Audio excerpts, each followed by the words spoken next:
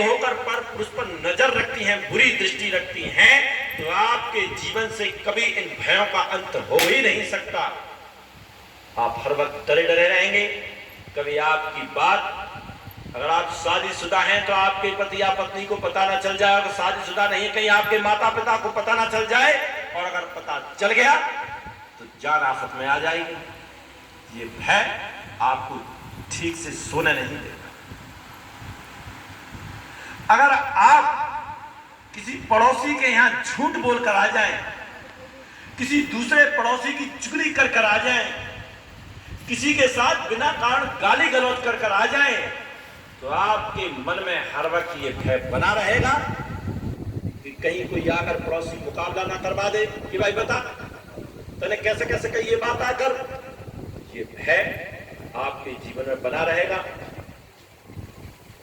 और अगर आप शराब पिए, बीड़ी पिए, सिगरेट पिए, जुआ खेलें, सट्टे खेलें, तो अगर आप इंसान का 1% भी आपके अंदर गुण मौजूद है, मैं जानवरों की बात नहीं कर रहा, अगर इंसान का 1% गुण भी आपके मौजूद है, तो आपके अंदर ये भय रहेगा।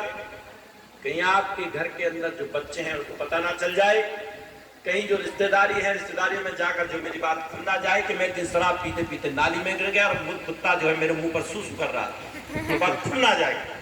ये भय आपके जीवन में बना ही रहे।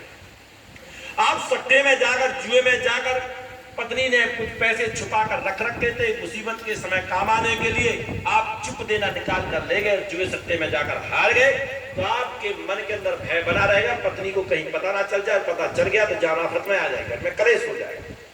ये भय आपके जीवन में बना ही है। और ये जो भय है, ये भय ही है जो आपके जीवन से कभी दुखों का अंत नहीं होने देगा।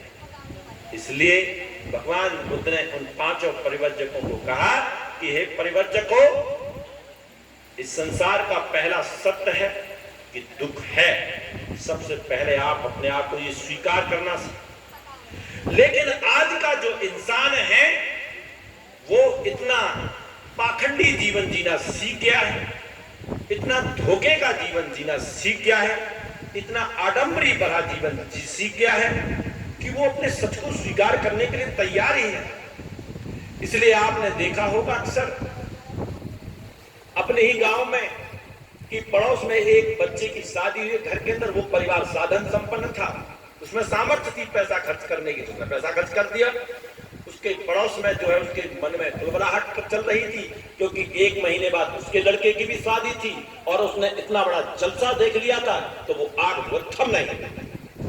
और जब आग थम नहीं रही थी, इसलिए इसने भी पूरी अपनी मर्दानी दिखाई और 5 की सूद पर ब्याज पर पैसा लेकर उससे भी बड़े डीजे लगवाए, उससे भी बड़े टेंट लगवाए, उससे भी बड़ी व्यवस्था करवाई और सारे में हाय हुल्लड़ साकित करवाई।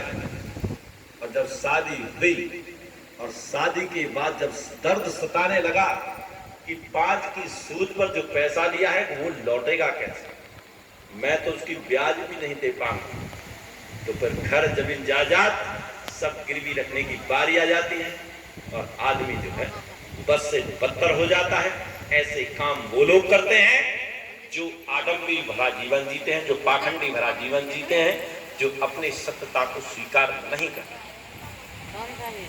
इसलिए सबसे पहले